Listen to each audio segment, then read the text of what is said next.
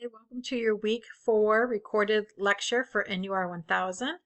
Today we're going to go over some test taking strategies as well as the NCLEX test plan. So first, just some test taking tips. Some of them are review, some of them are new. The first thing listed under test preparation ritual is to write down your worries. That can be two different things. It could be journaling, sort of a positive coping mechanism, where if you got something that's stressing you out or causing you anxiety, journaling can sometimes help with coping with those anxiety causing worries or fears. It could also be that when you're starting a test, you do a brain dump of things you're worried that you're going to be forgetting. So we had talked about brain dump already, when you just jot down notes before you even look at the test and look at the questions to get information down that you can then reference later on. Another prep ritual could be creating an index card with important information on it. Now, you won't be able to use that card or any sort of notes when you take nursing examinations, but any sort of active note-taking like that can be important and effective study methods. You could also make flashcards. I know some students now do like the Quizlet electronic flashcards. They create their own. Those can all be helpful as well. Other test-taking tips listed here. Read the question, pick your answer, and move on. It's hard, and sometimes we get stuck on a question and spend more time on one question than we really should. So if you read your question, narrow it down. A lot of times students can get it down between two answer options. Pick one, commit to it, and move on. With paper pencil tests, you can look for clues later on in the test that can give you information about maybe a question that you weren't quite sure about. So let's say you're taking a test, number 2 you don't know about, but then later in the exam, like number 22, somehow gives you information that helps you go back and answer number 2 differently or correctly. That's something you can do with your paper pencil test, but you won't be able to do that with online tests that have you provide one answer, then move forward. And the NCLEX is the same way. You answer a question, you can't go back to it again. Let's see, what else do we have here? Review answers to ensure bubble sheet is filled out correctly. Don't change your answers. So filling out the bubble sheet correctly is a big important thing because we grade the bubble sheet, not your actual paper exam. So especially if you're someone that skips questions and then goes back, make sure that the bubble sheet is filled out properly.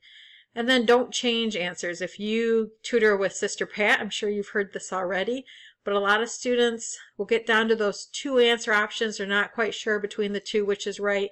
They guess one, and then later they go back and change it to the other one. Majority of the time when students who change it to the incorrect answer. So we encourage students, once you commit to an answer, just to stick with it.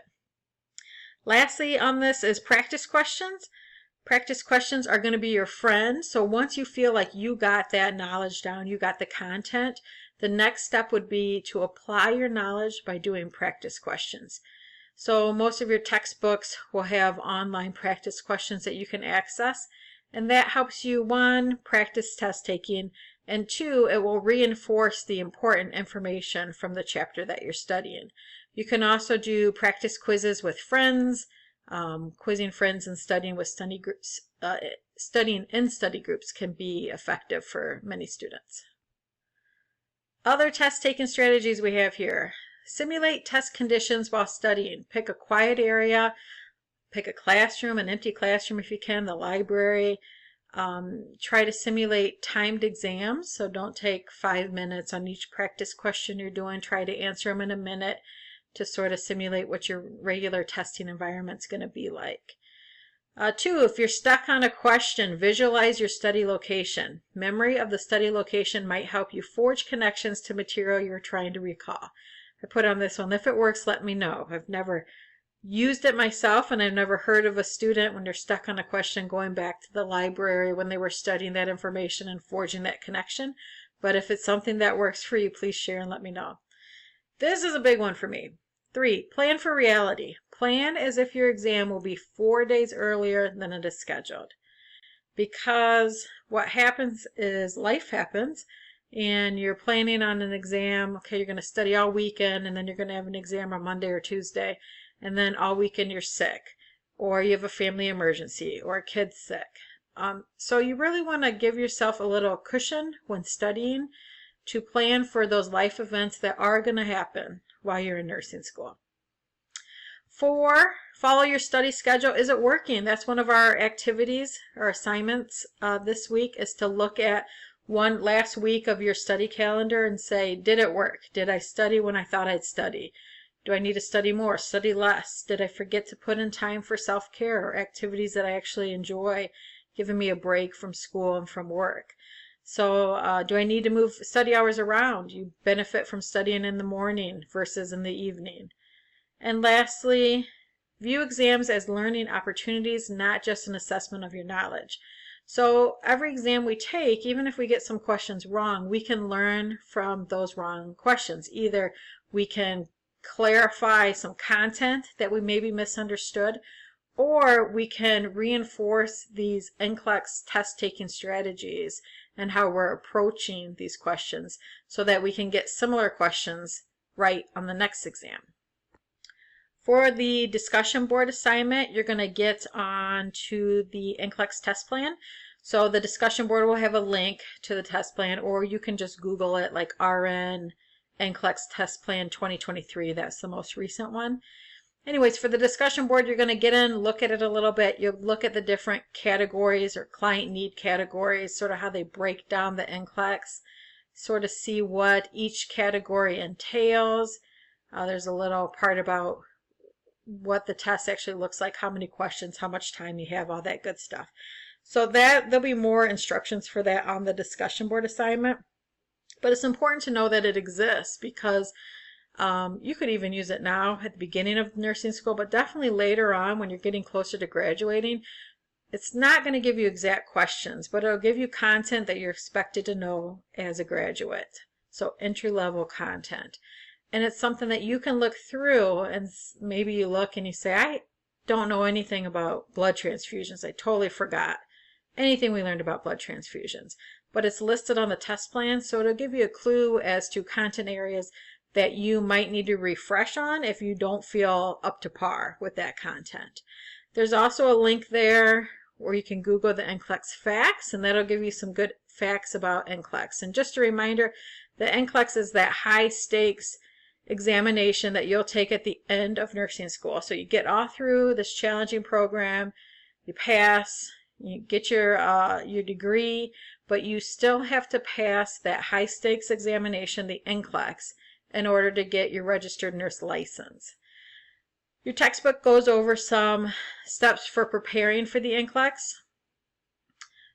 The first step is self-assessment, and that's within the program itself. You'll actually take an exam called the ATI Predictor exam that you can use as a form of self-assessment to see if you're ready to take the NCLEX and where your weak areas are and where you need to remediate.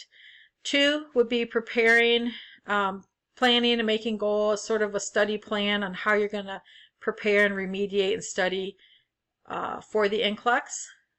3, scheduling that test date, and I always say the sooner the better. You never end up studying as much as you want to, so don't put it off because you think you'll have this great 2 months of studying, because it never works out like people think it will. I also recommend taking the NCLEX even if you don't plan on working as a registered nurse right away. We've had students who were planning weddings or having babies, and they sort of delayed testing. Highly recommend you test early after graduation, and you can still wait then to get employment, but you want to get the test knocked out.